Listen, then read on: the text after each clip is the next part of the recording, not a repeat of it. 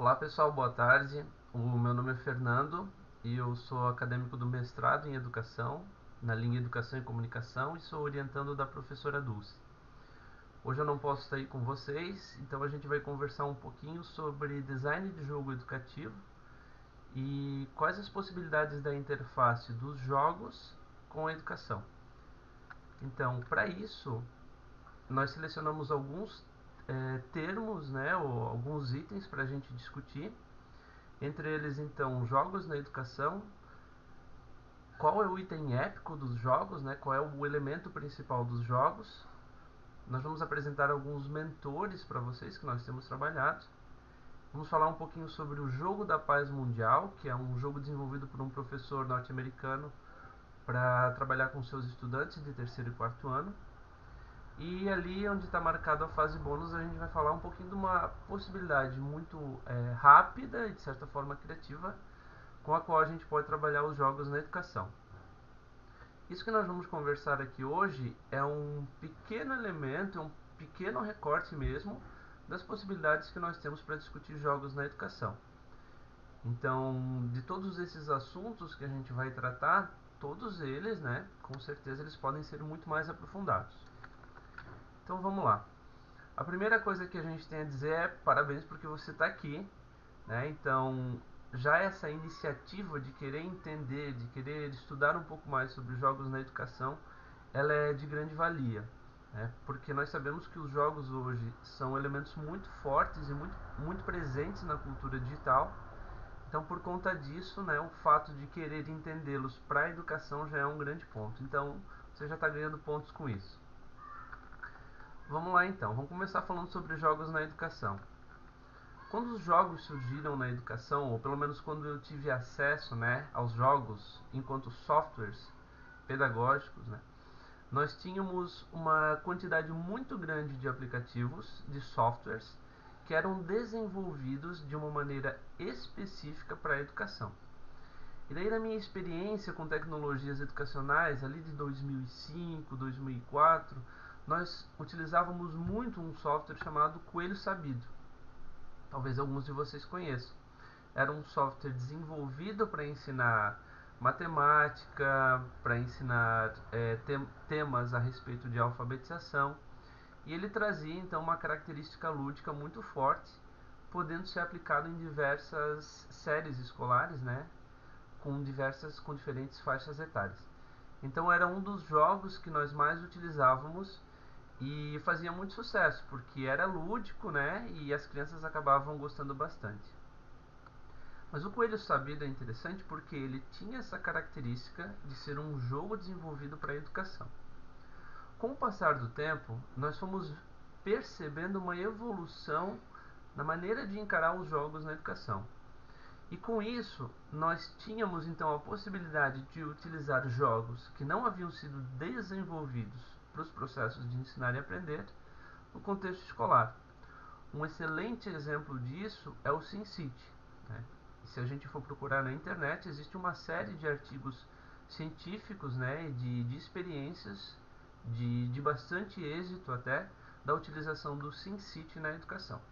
A professora Dulce, inclusive, tem alguns artigos sobre as possibilidades pedagógicas do uso do SimCity. Então, o que acontece? Nós temos essa nova etapa de jogos que não são produzidos com um cunho pedagógico, mas que os professores acabam se apropriando devido às boas características que têm esses jogos. O jogo SimCity da Electronic Arts, ele é muito rico em possibilidades para você trabalhar questões ambientais, questões de produtividade, questões econômicas e questões políticas. Então tem uma série de elementos que esse simulador de cidades, né, nós podemos chamá-lo assim, contribui então para os processos de ensinar e aprender, onde você pode trabalhar com crianças do quarto ano até nono ano sem problema algum, fazendo as devidas adaptações, né, um jogo que permite essa grande variedade, né, de aplicações nos processos pedagógicos. Além disso, nós temos hoje um dos grandes, né, sucessos não só no mundo educativo, né, mas no mundo do entretenimento, que é o Minecraft, que é um jogo que a gente acaba chamando ele de sandbox, né, caixa de areia, porque ele permite que nós tenhamos um ambiente aberto e dentro desse ambiente aberto que a gente possa explorar a criatividade dos estudantes para resolverem problemas ou pensar futuras perspectivas com relação ao desenvolvimento de cidades, por exemplo. Então é um jogo que estimula muito a criatividade. E nós sabemos que, inclusive em algumas escolas europeias, o Minecraft é uma disciplina curricular, né? Então ele não só é uma ferramenta, como também se torna uma disciplina, né? Porque ele permite então que a gente explore muito a criatividade. Sendo conduzido dentro de um bom projeto pedagógico, nós podemos explorar o jogo por diversos horizontes. E o Minecraft, para a gente ter uma ideia, enquanto entretenimento, né, porque ele tem uma versão educacional também, só para Xbox 360 ele tem mais de 20 milhões de cópias vendidas. Então é um jogo que as crianças costumam jogar, né, um jogo muito popular entre as crianças. Um outro exemplo que nós trazemos aqui, que é muito bacana da gente estudar, é com relação ao lançamento do Halo 5. É um jogo da Microsoft, exclusivo para os consoles da Microsoft, mas o que nos chama a atenção são os dados, né, da primeira semana de lançamento do jogo. Se não me engano, ele foi lançado em fevereiro deste ano. Então, para a gente ter uma ideia, em 7 dias, apenas 7 dias, foram gastas mais de 12 milhões de horas na campanha de Halo 5. 9 milhões de horas dedicadas ao modo multiplayer e mais de 7 milhões de partida. Então, se a nossa questão é qual é a importância dos jogos, só para esse exemplo de um jogo que não é pedagógico, né, um jogo de tiro em primeira pessoa com contexto de guerra alienígena, né? Então, esses dados nos revelam uma característica muito importante, principalmente quando a gente está trabalhando na questão das horas, né, das 9 milhões de horas no modo multiplayer. Porque nós podemos entender que existem grupos de pessoas que estão jogando ao redor do mundo por uma quantidade muito grande de tempo. Perdão. Então o que acontece? Essas horas todas gastas nos dão indícios de que há uma comunidade inteira ou um grande conjunto de pessoas envolvidas num desafio para vencer objetivos comuns. Essa é uma das características bem importantes dos jogos na educação, né? Que é a possibilidade de nós criarmos essas redes de aprendizagem e os estudantes trabalharem em conjunto para resolver esses objetivos comuns. Bom, então nós estamos entendendo o jogo como um instrumento midiático para a cultura digital, né? Possibilitando então novas habilidades. O jogo é um elemento presente na cultura digital e é um elemento muito forte na cultura de crianças e de jovens. Então a nossa tarefa como educador é pensar quais as perspectivas, né? Quais as possibilidades de utilização desses jogos para ensinar as crianças aquilo que elas precisam aprender. Vamos lá, qual é o item épico de todos os jogos? Qual é o elemento mais importante dos jogos? Será que vocês saberiam responder? Bom, às vezes as pessoas colocam que o item mais importante de um jogo são as fases do jogo, né, os desafios que a gente tem para superar. Outras pessoas acabam colocando que são os gráficos, né, e há uma tendência muito grande de gráficos cada vez mais realistas, né. Outras pessoas vão dizer, é a jogabilidade. Mas o que nos interessa, né, que é um ponto muito importante para nós de reflexão, é que esse elemento nós podemos chamá-lo de experiência. Então essa é uma maneira de entender os jogos, né? Isso está em consonância, por exemplo, com os estudos do Johann Huizinga, né, do Homo Ludens, que acaba trabalhando a questão do círculo mágico, que é esse lugar especial que nós adentramos, né, com regras especiais, com mecânicas, dinâmicas, físicas especiais que a gente tem presente nos jogos digitais. Então, quando a gente entra nesse círculo, nós estamos abertos e aptos a uma nova experiência, uma experiência diferente que uma experiência do mundo real. Então, é importante que a gente pense os jogos dessa maneira também, né, com a experiência que eles trazem para nós enquanto jogadores e para os estudantes também. Vamos lá. A terceira fase é sobre os mentores, né? Então aqui nós temos uma imagem do Gandalf, né? O Gandalf é de fato um bom mentor. Mas o que nós queremos trazer com isso são algumas das nossas referências. E uma das referências que a gente tem trabalhado bastante é a da Jenny McGonigal, né, que é uma game designer, e ela traz uma perspectiva muito interessante da utilização dos jogos como instrumentos possibilitadores da resolução de problemas sociais. Então nessa página aqui nós separamos alguns materiais que vocês vão ter acesso depois, né, a gente vai disponibilizar essa apresentação. Um dos materiais é uma resenha de um dos nossos colegas do grupo de pesquisa do Mídia, do Gilson Cruz, do livro da McGonigal, que é Da Realidade em Jogo ao Jogo na Realidade. É um dos livros, inclusive, que a gente utiliza, né, tem utilizado na produção do nosso Game Commons. E a gente traz também 3 TED Talks, né, 3 apresentações que ela fez discutindo essa questão dos jogos. E a McGonigal traz uma reflexão muito interessante.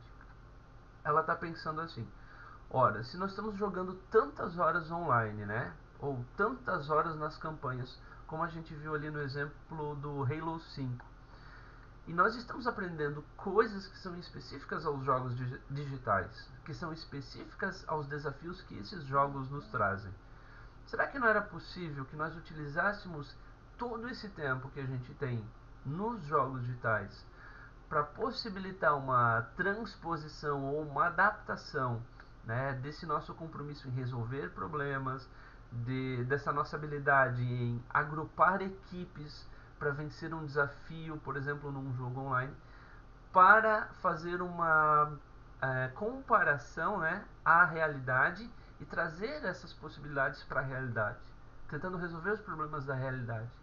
Então é nisso que a McGonigal acredita, que é possível que a gente desenvolva, enquanto designers, enquanto educadores, esses tipos de jogos que nos permitam também interferir na nossa realidade, né? Então é muito bacana essa compreensão dela. Um outro exemplo que eu trago é o da Flávia Gazi, que é uma doutoranda da PUC, e é uma das pessoas que mais divulga, né, pelo menos assim eu tenho observado, que mais tem divulgado a questão sobre a importância dos jogos.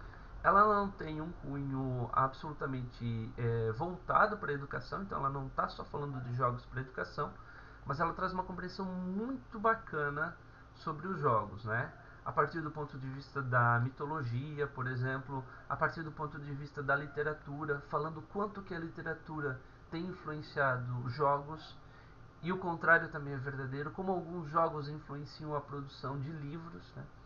Então a Flávia Gazi é uma referência muito bacana. Vou deixar aqui um link, ali onde é que tem um avatar dela, são os links para o canal dela no YouTube, onde ela tem uma série que é veiculada por meio do IGN Brasil, falando sobre vários elementos relacionados ao mundo dos jogos. É muito bacana dar uma olhada nos vídeos dela. Uma outra referência muito legal para nós é o Jogo da Paz Mundial, de um professor norte-americano chamado John Hunter.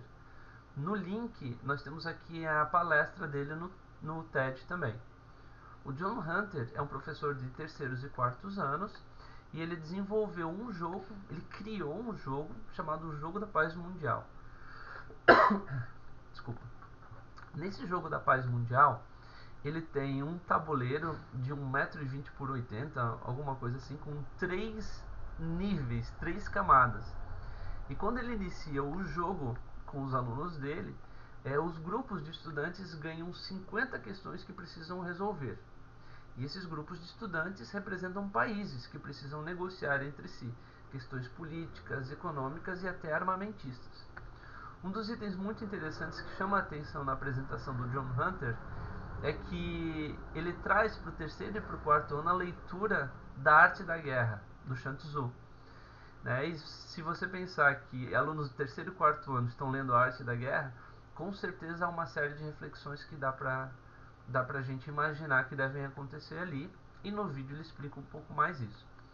E é muito bacana então assistir essa apresentação, eu recomendo fortemente, uma apresentação excelente, né, de um professor para professores. E quem se interessar mais, também há um livro dele disponível na loja virtual, na Amazon, né, contando da experiência dele. Mas só para adiantar um pouquinho, talvez o mais interessante é as possibilidades de negociação que os estudantes adquirem entre si. Porque no jogo dele, uma das regras é que ninguém saia perdendo no final. Então, bom, eu vou deixar o vídeo aí para vocês assistirem depois. Então, qual é a diferença, né, de um jogo tradicional para um jogo pedagógico?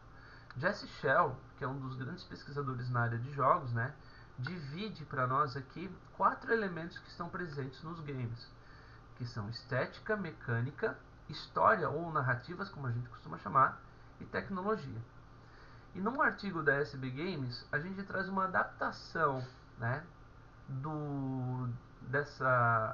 desse esquema que o Jesse Shell coloca, dizendo que um jogo pedagógico ele tem todos esses elementos e, além disso, o fator da aprendizagem. Então, essa é uma das questões que a gente precisa levar muito em consideração. Para a gente ir terminando, então, eu queria trazer um exemplo de um pequeno jogo que eu acabei montando para uma apresentação do nosso grupo de pesquisa, para o Edumit, que é um card game, né, um jogo de cartas baseado no Super Trunfo. O Super Trunfo foi um jogo muito popular, aqui no Brasil principalmente, né, onde você tinha temas como Super Trunfo de carros, por exemplo, ou de aviões, e você tinha atributos e tinha valores. Então é um jogo que era para ser jogado em dupla, e você elencava um atributo e ganhava a cartinha aquela que tivesse o maior valor, né?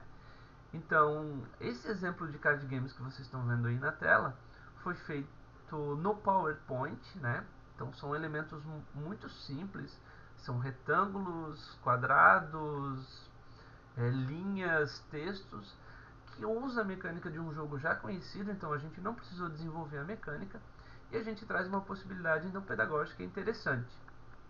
É claro que ali no card game, quem pegar o card da professora Dulce ou da professora Daniela sempre vão ganhar, porque elas têm todos os atributos, né? Mas é interessante que a gente pode adaptar uma ideia simples como essa, mais criativa, para trabalhar, por exemplo, questões de geografia. Eu quero desenvolver um trabalho pedagógico com jogos para que os meus alunos aprendam melhor sobre os picos ou as montanhas presentes no mundo, que são itens que a gente pode comparar, né, com números e com variáveis. Então é só uma pequena possibilidade, pensando que a gente também pode desenvolver a nossa autoria nos jogos digitais dessa forma. Bom, era isso. Então o que a gente busca, né, com os jogos é uma das questões que a McGonigal coloca bastante, que é muito importante nos jogos, que é o tema da vitória épica, né?